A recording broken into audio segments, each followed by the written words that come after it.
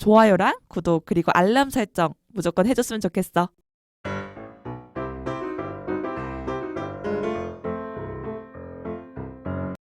프리뷰. 우리 팟캐스트는 친구들이랑 수다 떠는 느낌을 느낄 수 있으면 제일 좋은 것 같아. 우리가 왜냐면 하는 것들이 지금 유행하는 콘텐츠를 리뷰하다 보니까 시간이 지나면 그 흥미도는 떨어질 수밖에 없거든. 그래서 어쩔 수 없기 때문에 지금 듣는 이 시간에 공감할 수 있었으면 좋겠다. 그게 최고다라고 생각해. 모든 콘텐츠를 리뷰하다 콘뷰. 안녕, 나는 로지야. 나는 제티야. 오늘 리뷰할 작품은 MBC 시사대담 프로그램 손석희의 질문들이야. 콤비는 스포일러를 포함하고 있어. 재밌게 들어줘. 이 프로를 아직 안 본 사람도 있을 수 있으니까 로지가 짧게 소개 한번 해주자. 질문이 사라진 사회에 5가지 질문을 던지다. 우리 사회의 각 분야의 고민거리를 인터뷰로 풀어보는 시간. 그리고 그 질문을 던지는 언론인 손석희. 냉철한 시선과 사회 현안을 꿰뚫는 카리스마. 손석희가 던지는 질문이 궁금하다면, 또 사회 현안들에 대해 배워가고 싶다면 질문들을 찾아봐. 첫 번째 코너, 볼까 말까. 제티는 이 프로그램 추천해? 완전 추천.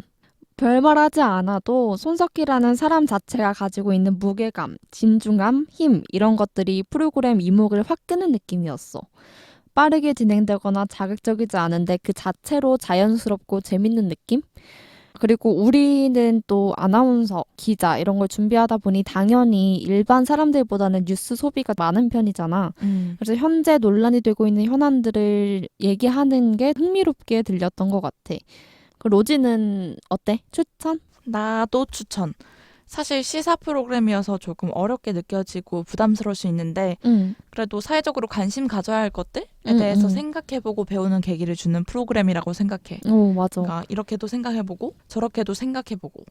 제티가 말했던 것처럼 우리는 아나운서 일을 하고 있으니까 조금 더 도움이 되는 프로인 것 같고, 그래서 나처럼 아나운서를 준비하거나 기자, PD를 꿈꾸는 사람들이라면 꼭 보라고 추천해주고 싶어. 시청률만 봐도 5%를 넘으면서 토요일 MBC 채널 시청률 1위를 기록했더라고. 이게 또 그 재미를 반증하는 게 아닐까라는 생각이 들어. 유튜브에서도 조회수가 굉장히 잘 나오고 있는 걸로 알아. 100만 회는 그냥 넘기고 있어. 오, 정말? 응. 오, 굉장히 높네.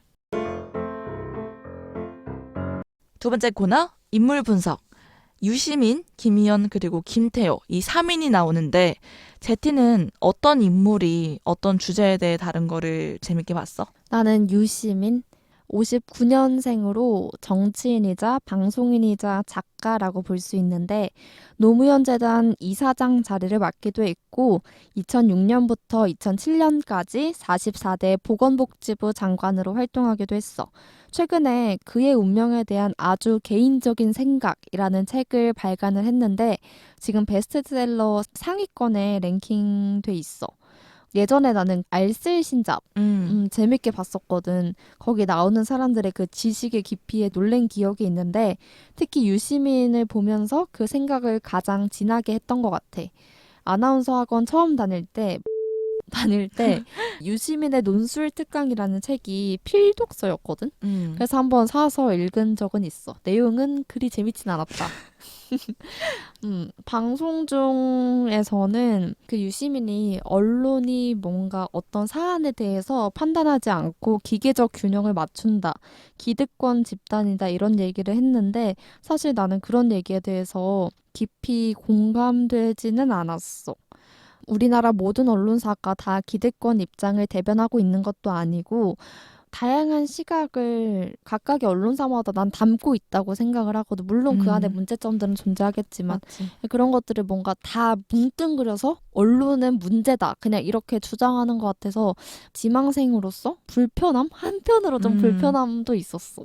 그리고 사실 기계적 균형을 맞춘다 하지만 그렇지 않고 언론이 어떤 편을 들거나 입장을 얘기를 하면 또 다른 편에서는 가장 기본이 기계적 균형인데 그것도 안 맞춘다라고 비판할 수 있는 거고 이게 참 어려운 부분인 것 같거든. 아예 공감 가지는 않았다. 공감 가진 않았다. 나는 김희영 기자가 가장 인상 깊었는데 낯선 분인데 현재 한국일보 뉴스스탠다드 실장이더라고. 서울대 졸업 후에 1993년 한국일보에 입사를 했고 이후로 계속 수상을 했어. 황우석 전 서울대 교수 논문 의혹 제기 기사를 내서 상을 받기도 하고 2012년부터는 사회부 차장, 생활과학 부장, 사회부장, 문화부장 이런 것들을 역임하면서 2020년 논설위원실 논술위원까지 해. 그리고 2023년 한국일보 보도준칙과 내부소통을 관장하는 스탠다드 실장으로 발령을 받아. 근데 사실 나는 어느 정도 김희원 기자가 하는 말에 동의를 하긴 해. 일선 기자들이 언론을 바로잡기 위해서 노력을 하고 있고 유튜브가 기존 미디어를 대체를 할 수 없다고 생각을 하거든. 근데 기존 레거시 미디어를 비판하는 유시민 작가의 말에는 일방적으로 항변을 하는 느낌?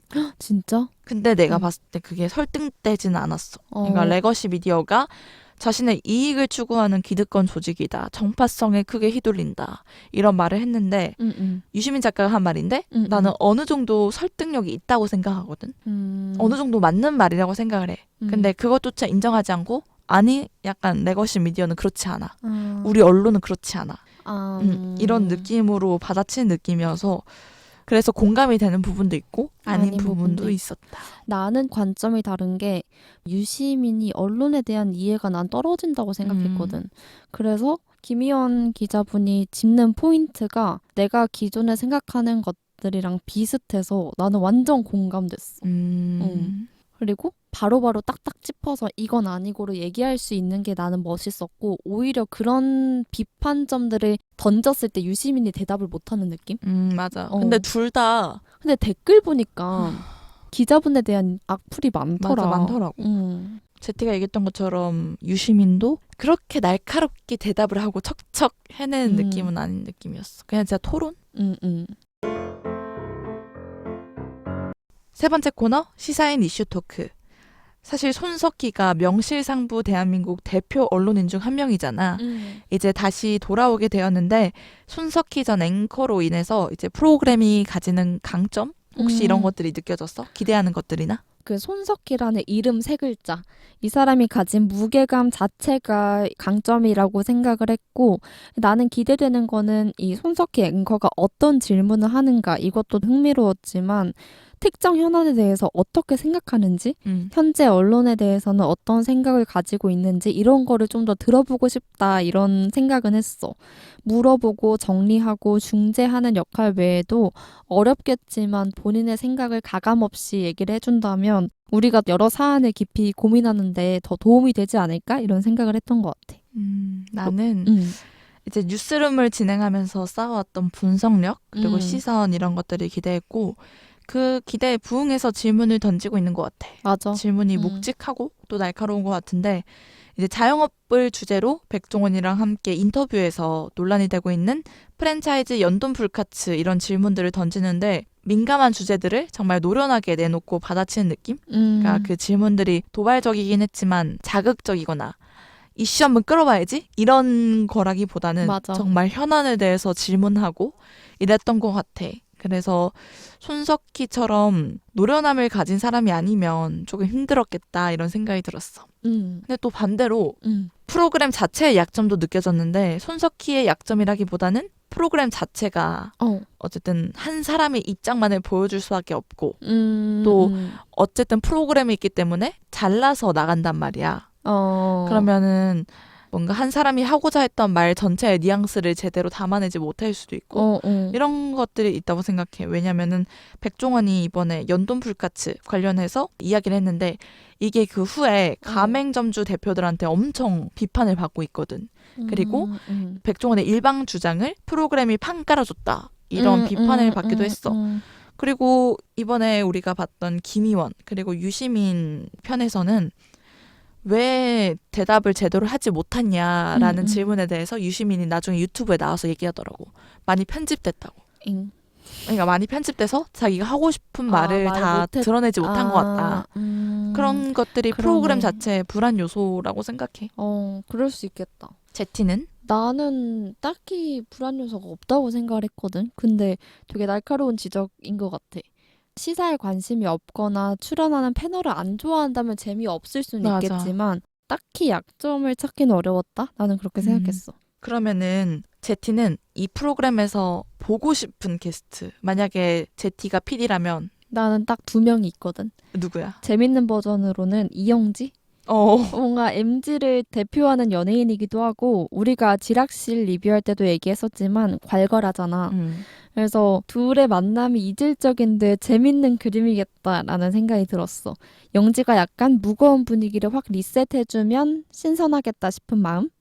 노잼 버전으로는 최경영 기자라고 작년에 KBS를 퇴사하신 기자분이 있는데 라디오 시사 프로그램 중에 최경영의 최강시사 프로를 엄청 좋아했었거든. 그래서 그분의 완전 팬이었단 말이야. 지금은 그러니까 유튜브 하시는데 잘 챙겨보진 않지만 그분이 한번 나오면 재밌겠다. 언론에 대해서 하고 싶은 얘기도 많고 또 조회도 깊은 사람이라고 난 생각해서 안 나오시겠지만 이게 진짜 취향이 나오면 갈린다. 재밌겠다. 왜냐면은 나는 게스트로 만나보고 싶었던 사람 2명 있었는데 한 명은 장항준 감독. 왜? 웃긴데 아, 웃기지만은 않아.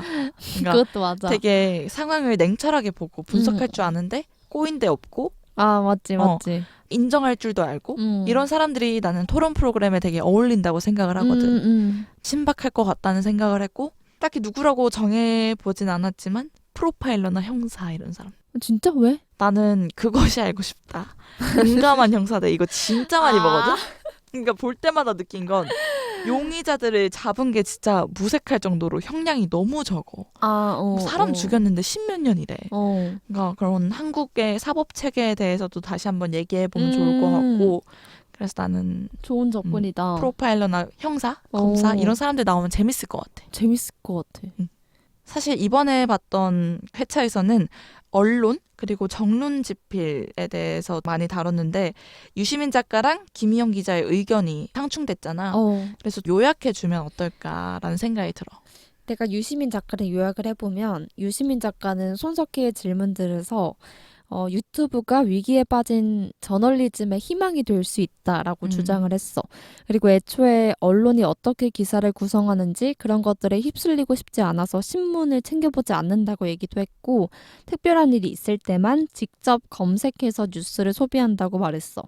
그리고 언론이 기득권 집단이고 잘못된 관행들이 많다고 보는 느낌? 전체적으로는 언론에 대한 깊은 회의주의를 가지고 있다라는 뉘앙스가 느껴졌던 것 같아. 그러면 로지가 김희원 기자에 대해서 요약해줄 수 있을까? 김희영 기자는 언론에 대한 신뢰가 굉장히 중요하다. 그리고 그 뉴스를 누가 전달하는지도 중요하다. 근데 유튜브 뉴스는 결국 소비자 개개인들이 자신의 성향에 따라서 선택적으로 골라보게 되어 있기 때문에 그러니까 기존의 뉴스의 문제점을 보완하기 위해서 유튜브 뉴스를 보긴 하지만 그게 그렇게 쉽게 되진 않는다. 왜냐하면 자기 입맛에 맞게 보게 되어 있기 때문에. 왜냐면은 보수인 사람은 보수인 유튜브만 볼 거고 진보인 사람은 진보인 유튜브만 볼 거고 그러니까 생각이 고착화될 수 있다 그런 건데 기존 언론의 필요성은 분명히 존재하고 의미 있다. 그러니까 물론 정파성의 문제를 현재 언론에서 짚어낼 수 있긴 하지만 그것 때문에 언론이 역할을 못한다? 이런 평가는 맞는 것 같지 않다라는 말을 했어. 나는 맞다고 생각하는 거는 김어준의 뉴스공장이 진보 유튜버 중에 제일 맞아. 구독자도 많고 파워를 가지고 있다고 보는데 내가 대학원 1학기 때 팟캐스트로 페이퍼를 썼거든. 그래서 그거를 틀어놓는 게 내 일상이었어. 근데 어떤 걸 봤냐면 김어준의 뉴스공장을 틀어놨는데 윤석열 대통령이 쌍욕을 하는 거야. 그래서 뭐야? 어떻게 된 거야? 하고 내가 다시 그 자리에 앉았어. 근데 딥페이크로 윤석열 대통령 목소리를 내고 자기가 윤석열 대통령한테 하고 싶은 말을 하는 거야. 근데 나는 이런 것들은 언론이라고 할 수 있나? 이게 맞나? 도가 지나치다라고 생각을 했었거든. 그래서 나도. 이런 것들의 분명한 유튜브가 가진 한계이자 문제점이지 않나 싶어. 나는 사실 뉴스를 유튜브로 보면 의미가 없다고 생각하는 게 그러니까 유튜브랑 그러니까 레거시 미디어랑 상호작용적으로 존재한다고 생각하긴 하거든. 어떤 게 낫다, 또 별로다라는 개념은 아닌데 레거시 미디어는 그 중도성을 분명히 지킨다고 생각해. 공영 방송국인 만큼. 근데 유튜브는 개인이나 특정 단체들이 운영하는 거잖아. 그치. 그렇기 때문에 자극적이고 중도성을 지키기 힘들다고 생각해. 그치, 그러니까 완전. 특정 사안에 대해서 특정 시점으로 뉴스를 전달하기 때문에 정말 유튜브 뉴스로 접하겠다 하면은 균형 있게 선택해야 하는데 그게 힘들지 않을까라는 생각을 해. 그래, 나도 상호 보완적으로 나아가야 되고 유튜브 내에서는 그 오피니언 리더들의 도덕적 책임감 이런 것들을 가중시키는 게 방법이 되지 않을까 싶어. 딜레마라고 생각하는 게 뭔가 유튜브는 가짜 뉴스나 거짓 정보가 많은데 반면에 언론은 사실 확인을 해. 맞아. 근데 사실 확인을 하는데 시간차의 문제가 있어. 그럼 사람들이 언론에서 그 사실 확인을 하는 동안 정보가 안 나오니까 다시 유튜브로 가서 정보를 소비하고 그럼 그 안에는 다시 오정보들이 포함되어 있고 이게 반복되는 느낌? 맞아. 그치. 좀 어려운 것 같아. 요즘은 무슨 사안이 있다 하면 바로바로 유튜브에 올라오고 맞아. 방송에서 공개하지 못하는 것들까지 싹 다 공개를 해버리니까. 그래 난 사실 그 하이브 있잖아. 그 문제가 터졌을 때도 언론이랑 유튜브에서 집중하는 관점이 완전 달랐다고 생각했거든. 근데 사람들이 사실 진짜 궁금해하는 게 뭔지를 언론이 다시 한번 생각할 필요는 있는 것 같아. 너무 맹목적으로 그냥 전달만 하는 게 아닌가라는 생각이 들기도 해. 이번 편에서는 언론에 대해서 굉장히 많이 다루잖아. 제티가 생각하는 언론은 뭐고 제티가 거기에서 하고 싶은 역할이 뭐가 있을까? 나는 언론은 정확한 정보 제공, 워치독의 역할, 고위직의 발언이나 행동에 대해서 취재를 해서 다양한 해석이나 시각을 담는 거, 그리고 그 안에서 편향되지 않는 게 언론의 역할이라고 생각을 해. 그래서 나는 언론 안에서 정치 대담 혹은 시사 라디오를 진행을 해보고 싶고 진짜 나이가 좀 들어서는 내 이름을 건 시사 라디오 프로그램을 진행하고 싶어. 로지는 언론이 뭐라고 생각하는지, 그 안에서 어떤 역할을 하고 싶은지. 나도 이제 워치독 역할을 충실히 해내야 된다고 생각하는데 유시민 작가가 말했던 것처럼 애완견, 랩독이 되면은 정치의 하수인? 전달자밖에 되지 않는 거지. 그러니까 사안에 대해서 보수 그리고 진보 무관하게 분석하고 전달할 수 있어야 된다고 생각하고 내가 만약에 뉴스를 하게 된다면 정치나 정파, 논란 이런 거와 무관하게 진짜 굳건하게 이건 이거다, 저건 아니다 라고 말을 할 수 있는 뉴스를 전달하고 싶어. 그리고 이번 편에는 김희영 기자랑 유시민 작가와 별개로 또 스타 PD, 김태호 PD가 나왔는데 우리는 사실 무도 키즈잖아. 어릴 때부터 무도를 10년 넘게 봤고. 그치. 그래서 나는 조금 더 재밌게 봤단 말이야. 어땠어? 소신 발언을 하자면 내가 무도를 안 봤어? 엄청 많이 봤지. 근데 사실 그렇게 기억이 나지가 않아? 가요제 할 때 막 지디 나오고 이런 거 재밌게 봤고. 난 진짜 많이 봤거든. 그래? 근데 대부분이 그렇지. 그래서 내가 무도 퀴즈인가라는 생각을 하긴 하는데 그래도 그 멤버 구성 그리고 아직까지도 회자되는 무도 짤 이런 것들은 좋아해.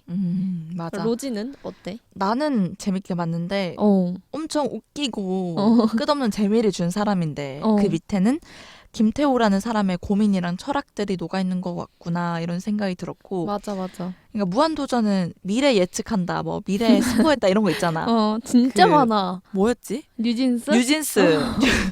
뉴진스도 있고 이것저것 되게 오징어 많았는데 게임. 끊임없이 소비되는 콘텐츠를 만들고 있는 거잖아. 그게 대단하더라고. 맞아. 그래서 우리가 하고 있는 콘텐츠 제작에도 생각을 많이 해봤는데 사실 역주행이 되고 꾸준히 시청되는 건 좋지만 우리 팟캐스트는 친구들이랑 수다 떠는 느낌을 느낄 수 있으면 제일 좋은 것 같아. 우리가 왜냐면 하는 것들이 지금 유행하는 콘텐츠를 리뷰하다 보니까 시간이 지나면 그 흥미도는 떨어질 수밖에 없거든. 그래서 어쩔 수 없기 때문에 지금 듣는 이 시간에 공감할 수 있었으면 좋겠다. 그게 최고다라고 생각해. 제티는 혹시 그런 게 있어? 김태우 PD가 끊임없이 소비되는 콘텐츠를 만들었다는 게 대단하다고 생각하고 그만큼 무도에 대한 애정이 되게 깊었을 것 같아. 맞아. 그리고 MBTI N이지 않을까. 왜냐면 유튜브를 하나 만들어도 뭐 하지? 그러니까. 뭐 하지? 이러는데. 일상에서 소재를 찾는다고 했는데 나는 공감이 힘들었던 게 도대체 어떻게 일상에서 콘텐츠를 발견하는 거지? 이런 생각을 했고 통찰력도 있지만 상상력이 굉장히 좋은 사람이다. 이런 생각도 같이 했던 것 같아. 우리도 콤뷰를 하면서 계속 콘텐츠를 만들고 있잖아. 맞지. 그런 입장에서 작은 바람을 얘기해보자면 나는 청취자들한테는 솔직한데 귀엽다? 이렇게 기억이 되고 싶어. 그게 실제 내 성격이기도 하고 그런 마음으로 콤뷰 녹음에 임하고 있어서 그랬으면 좋겠고 내 이런 솔직함이 나도 이렇게 생각했는데 이렇게 듣고 싶은 성취 맞아. 포인트가 됐으면 좋겠는 마음. 마지막 코너 드르륵탁. 사실 시사 대담 프로그램이 이렇게 큰 인기를 끌기 어려운데 그럼에도 불구하고 흥행하고 있잖아.